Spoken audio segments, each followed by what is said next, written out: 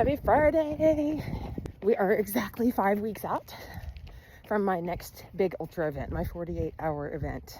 Come along with me as I take you day by day through what training looks like to get ready for that.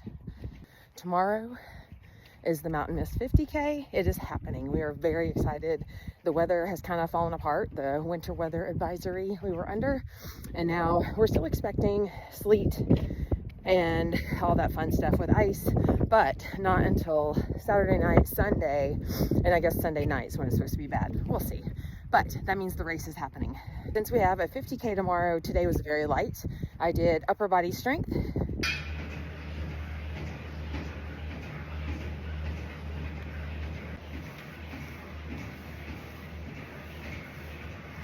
And as far as strength training the day before a race, everybody is so individual. I have been lifting since I was in high school consistently, so my body's very, very used to it. So with me lifting, especially with it just being upper body, it really doesn't affect me for racing tomorrow. And I use racing as a loose term. We are running for fun, just to finish. Not sure how long it'll take. Don't really care, just gonna have fun. So I'm out right now for a very easy 4 miles, run walking, just kind of shaking my legs out. I get kind of antsy if I don't run the day before a race, so that's why I'm out here.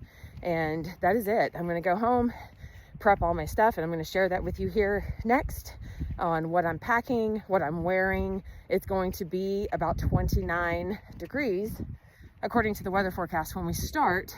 But being up on the mountain, it is likely to be cooler. So it's probably going to be lower 20s, I would imagine, at the start. And the high for tomorrow is like 39. So it's not going to get very warm. And again, it's usually cooler up there on the mountain. So we're going to have to prepare to make sure we don't get too cold, because it'll also be wet. And if we're going to have wet feet, then we need to make sure that we stay nice and warm. So I'm going to finish this run and then go home and share my prep with you. So let's talk about what I'm wearing tomorrow. It's going to be cold. I have got my wool Patagonia gloves. They are the fingerless mittens, so I can cover up my hands, keep them warm, or if I get hot, I can flip those open and get some air moving. I have what I believe to be Raynaud's, so my hands get extremely cold. So I am actually going to wear these like food service gloves underneath here to see if that helps. I have heard rumor that works, so we're going to try it out. I have this really nice lightweight Salomon jacket that I am going to carry in the back of my pack just in case. I tend to be pretty hot in my torso, so I probably won't need it, but I'm going to have it just in case. I've got a wool gaiter, so I can pull that up over my mouth if I need to. I can take it off, whatever, stuff it in my pack. I've got my Injinji toe socks, which are my favorite socks. That's what I always run in. I have got a Icebreaker merino wool base layer. This is the top I'm going to wear. It is long sleeve, and even though it's a merino wool, it's fairly thin. They've got different levels, and you see this one is just the 200, so it's not super thick.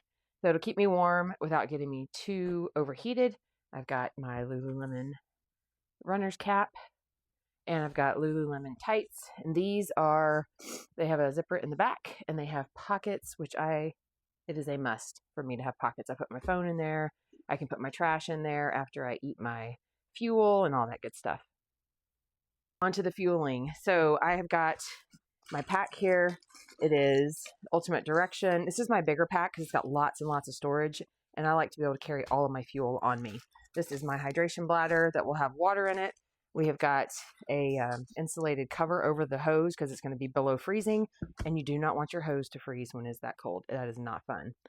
So I have got fuel, which consists of lots of different things. The Precision Fuel 90 carb gels are one of my favorites right now. And what I have done, I fit 2 of those in one of these soft flasks. What I also did is I sprinkled in a packet of Element in there. So it's got not only got my carbs, it has also got some electrolytes, and then I put some water in there too to thin it out. So this takes up a lot less space than 2 of these and 1 of these. It works really well. So then I've also got in this smaller one some SIS gels. I've got 2 gels in there, another Element packet, and some more water. Just again, so I can thin it out a little bit. Again, takes up a lot less space than the gel packages, and I don't have to open gel packages then when I'm out there. On that same line, as far as opening stuff, I have 3 Honey Stinger waffles. I've already tore them in half and put them in a baggie. because that's one of the worst things to have to do is to open packages when you're out on the trail. Then you've got trash to deal with also, and your hands are cold. So I just go ahead and open them up and put them in a Ziploc. I've got water with Element that will go in my front pocket. And then I've got my, these are the Precision Chews, and I've already opened them as well and cut them into cubes because tomorrow's going to be cold. They're probably going to get fairly hard. They would be hard to like bite off in the big block. Then some of the other essentials, wet wipes. I'm going to actually refill this. That's not enough. Always have wet wipes with me. Got chapstick. I've got Aquaphor and a little travel packet of Squirrel's Nut Butter. This is the anti-chafing stuff that I love. I'll put it on before I get dressed everywhere, but I will carry this with me just in case I have any hot spots pop up. And then for after the run, I will go immediately to my car, get out of my sweaty, wet clothes, and I will have a banana and a protein bar immediately. This I'm just going to stick in the back of my pack for just in case.